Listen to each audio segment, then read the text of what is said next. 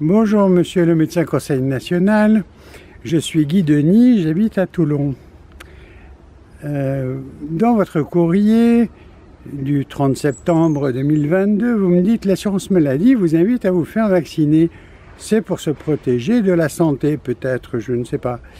Selon la loi du 4 mars 2022, dite loi Kouchner, le patient doit pouvoir bénéficier d'une information de qualité accompagnée du consentement éclairé pour qu'il puisse décider librement. Donc, en vertu de cette loi 1111-4 du Code de la santé publique, je vous demande l'analyse complète des vaccins, tant sur le plan biologique, génétique, physico-chimique, et en regard de chacun des composants découverts, évidemment les autorisations de mise sur le marché pour chacun de ces ingrédients. Et ensuite, dans une autre colonne, dire à quoi ils peuvent servir. Je vous remercie par avance. Donc, vous préconisez de nous faire vacciner contre la grippe, mais aussi contre le Covid. Alors, il se trouve que j'aimerais bien avoir les études randomisées, les infections nosocomiales, les incidents et accidents post-vaccinaux et les souches virales qui ont été utilisées.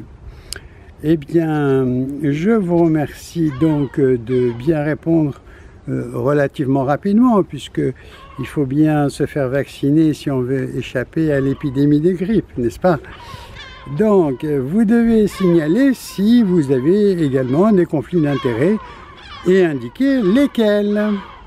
Selon mes informations, le laboratoire d'Almeria de physique a trouvé du graphène dans les vaccins Covid et ils ont dit que c'était de l'oxyde de graphène, mais d'autres personnalités ont dit que c'était de l'hydroxyde de graphène.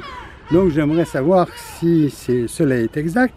Et puis il apparaîtrait qu'un autre laboratoire germanophone ont découvert 13 éléments physico-chimie, dont le graphène sous forme d'hydroxyde, et de 2 terres rares non stipulées par les 4 fabricants accessibles en France pour l'injection Covid.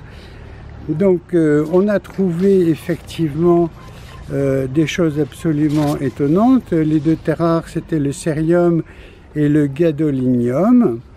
Dans le groupe minier, on trouve de l'aluminium, du carbone, silicium, du soufre, on trouve du fer, du cobalt, du chrome, du titane, du césium, du potassium, du calcium, du barium. Donc nous avons 13 éléments physico-chimiques qui sont très intéressants et on aimerait savoir pourquoi ils sont là.